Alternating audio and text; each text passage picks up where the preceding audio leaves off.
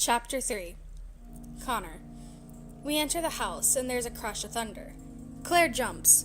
Her mother comes over to us. She seems uneasy around me, probably because she thinks I killed my sister and her lover. Claire. I hug my mother. I hate thunder. I see Uncle Dalton walk in. His shirt is wet, and he says, "Storm's rolling in. Kids, go lock up the windows." I let go of my mother and start into the next room. "Come on, Connor. I'll show you how to shut the windows properly." Connor. I nod to Claire's mother and Dalton. I follow Claire to the first window. Claire. The wooden windows have a clasp that Uncle Dalton made, so just make sure you hear the click and it'll lock shut. I show Connor what I'm talking about and can't help but grin. Connor. Okay, thanks, I say. I go to my room first, since I don't really know the house yet. I go to the other room, seeing if Claire had already got to them. When I am finished, I go to where I hear Dalton and Claire's mother talking. Claire. We finish and head back to the kitchen. Mama has the candles out as she talks with Uncle Dalton. She pats to the seat behind her, and I run over and climb up to her. Uncle Dalton gestures for Connor to sit beside him. Connor. I start over to Dalton. I sit down next to him. I feel like an intruder to their nightly dinner. Claire. My mother has made stew tonight. It's not one of my favorite meals, but if I don't eat, I'll have to wait until morning, and I don't want to wait. We pray to the pumpkin lords before digging in. Connor. I never thought I'd feel more awkward at dinner. I slowly eat the stew. It's not bad, it's just a bit bland. Dinner has been mostly silent, and I don't want to be the one to break it. Dalton. The air is tense. I know Marie still isn't happy, but I think I've made it worse by reminding her of her past.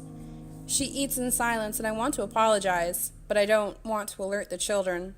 I can hear a steady downpour of rain. Snow will be coming soon. Tomorrow we will be harvesting in the village and preserving for the winter, I say aloud. Claire nods and asks, "Does that mean you will be leaving soon for the hunt?" I nod. I can feel Marie's glare at me under her red hair, but I ignore it. Connor. So you do hunt? I ask. If I convince him to take me out, I could... But why would I bother? Still, it would be nice to get back into the woods, even for just a day. Dalton. I nod, mostly elk and bear, but enough to get us through the winter.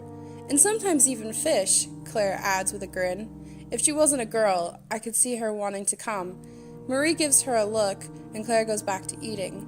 I nod nonetheless.